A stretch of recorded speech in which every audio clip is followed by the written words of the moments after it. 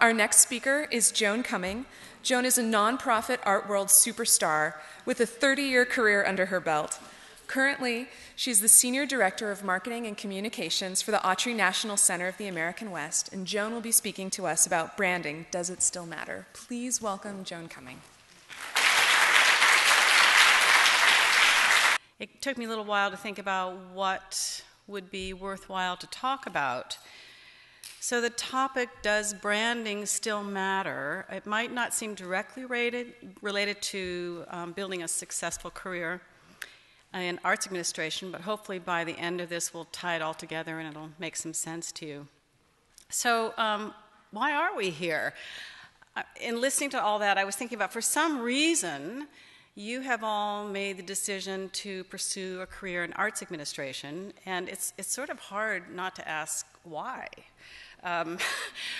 What is it about working in the arts that seems so appealing? And I have to say, it certainly can't be the salary in most cases, or probably the hours that are required to work, because for anyone who's worked for a performing arts organization, you know that you're there from 9 to 5, and then you're there in the evening for whatever performance is going on. So there must be something else about working in the arts that's appealing to you. And maybe it's because you see these as mission-driven companies, or it's something about working in a creative environment, or feeling like you could actually make a difference in your job. Or maybe all of those factors, and realizing that every day when you come to work, you get to interact with other people who are just as creative and enthusiastic as you are. I think probably all those factors have something to do with that decision. So what does it take to succeed as an arts administrator? I've been thinking about that, trying to think about what I could talk about that would be valuable to you. And I will say, I started my first job in the arts in 1975 at the age of 24, so you can do the math. And I've worked for a number of arts organizations throughout my career. And I think there are 3 behaviors, or 3 characteristics, or 3 pursuits that seem to make a difference in how people succeed, both personally and their arts organization. And I think the first and foremost is to understand the core value and core purpose of your organization, of your company. Core value and core purpose are not your mission statement. And believe me, every arts organization has a mission statement that goes something like this. Our music organization, insert name here, wants to present the most music to the most people, the most places, all the time at the highest possible level. Or our museum will present the highest quality art to the most people all the time, achieving national recognition and wild success. Those are sort of mission statements. Everybody's got one. Everybody understands. They're there for some purpose beyond making day-to-day decisions. Core values, though, and there's really an excellent article. I have a copy here, and I can email you a copy, written by James Collins and Jerry Paras in the Harvard Business Review. This was published in 1996,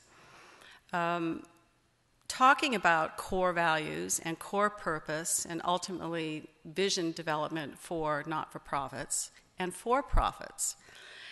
Core values are the essential and enduring tenets of an organization. And I like to think of it as being able to answer the question, why do we matter to the community? I think you have to be able to answer that question. What is it about my arts organization that my community needs and values? And how do we deliver that? So core values require no external justification. They have intrinsic value and importance to those inside the organization. A good example, actually, in the for-profit world is the Walt Disney Company. The Walt Disney Company's core values were actually a result of Walt himself and his belief that some qualities are just simply worth nurturing, not because of some market demand, but because they are. And the Disney's core values within their organization are no cynicism, nurturing a wholesome American values, creativity, dreams, and imagination, fanatical attention to consistency and detail, and preservation and control of the Disney magic. Those are sort of core values. I can give you a couple of other examples, actually, that will make sense. How many people here have ever shopped at Nordstrom's? Anybody? Okay. Nordstrom's core values are service to the customer above all else, hard work and individual productivity, never being satisfied, excellence in reputation, and being part of something special. Makes sense? If you've been to Nordstrom's, you can see that coming out in your experience as a customer with Nordstrom's. Sony, elevation of the Japanese culture and national status, being a pioneer, not following others, doing the impossible, encouraging individual ability and creativity. So you get the idea about core values, intrinsic to your organization, imbued within the culture, something that everyone who works there understands and feels as an individual. These are things to look for within your arts organization or an arts organization you're thinking of going to work for. Core purpose, on the other hand, is really about the raison d'etre, the reason for being, the idealistic motivation for the work. And again, it's different from your mission statement. It's really about why we get up every day and come to work here. Steppenwolf Theater Company, anybody here familiar with Steppenwolf? All right, really, really shining example of a company that internally and externally has really aligned everything. So thinking about Steppenwolf, we might think that the core belief of artistic risk and ensemble creative development can be seen as core values, while their core purpose really could be about advancing contemporary and cutting-edge theater. I think a couple of other core purposes in the for-profit world give a good example. 3M, to solve unsolved problems innovatively. One I like, there are two here I really like a lot, and again, these were taken from this Harvard Business Review, so I give them all the credit for really making things clear. Mary Kay Cosmetics, their core purpose, to give unlimited opportunity to women. It's not about cosmetics, it's not about their bottom line, it's really about what are we really here every day trying to achieve? What's the purpose? Nike, everybody here knows Nike. Nike's core purpose, to experience the emotion of competition, gets better, winning and crushing competitors. That's Nike, and you can see it externally. And the one that I think really sort of sums it up is Walmart. Walmart's stated core purpose, to give ordinary folk the chance to buy the same things as rich people. And that's really what their stated core purpose is. So why do we need to figure this out? Well, ultimately, the core purpose of your organization drives all decision making. And if you can dig down and really figure out what it is, then it also makes attracting support, if you work in the fundraising area, selling tickets, creating income, whether donated or earned. I love that distinction, too. Aren't they both earned? But anyway, it really makes it, it can help to make you more successful because you on the front line are being able to really talk about your arts organization in a meaningful way, not just sort of repeating the mission statement. I'm going to give you a couple of examples. Actually, I now work for the Autry. Has anybody here ever been to the Autry? All right.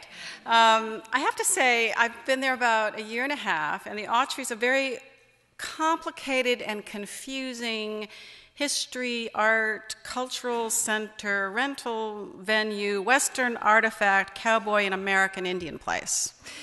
You know, clearly we have this sort of really difficult identity issue going on. So figuring out what our core and why we matter hasn't actually been easy, but I'll differentiate the three just as an example. So our mission statement is, the Autry brings together the stories of all peoples of the American West, connecting the past with the present to inspire our shared future. But in thinking about it, I would say our core values are telling the truth, respect for all people, honesty, and integrity. And I would say that our core purpose is to foster an ongoing conversation about the past, present, and future of the West. So, as the marketing person, once I begin to understand that, then I can create a website, a Facebook post, a blog, a program that communicates and supports our core purpose and can better explain to my community why our existence matters. And I can ultimately do a better job of increasing attendance and increasing fundraising. So, and I understand it may be that none of us here have access to the executive level of our arts organizations, or at least not yet. So organizing some brainstorming around these issues with your colleagues, even if it's at lunchtime or in a casual session or a marketing meeting, is actually a good conversation to have to see if even internally you're in alignment about some of these topics. Okay, so there were sort of three behaviors that I think are important. That was the first one. The second one is search for the truth. Every arts organization has many, many myths. For example, we can't program that kind of music. It will alienate our core. I have to tell you, I've worked for a lot of arts organizations, and every one I work for, I've heard the phrase, alienate our core. It comes up every time you want to try something new. We can't do that. Somehow our core supporters will just fly away. They're just going to disappear. No one ever comes to programs on Tuesday night or Monday night or Wednesday night, or our audience doesn't like that, so you get the idea.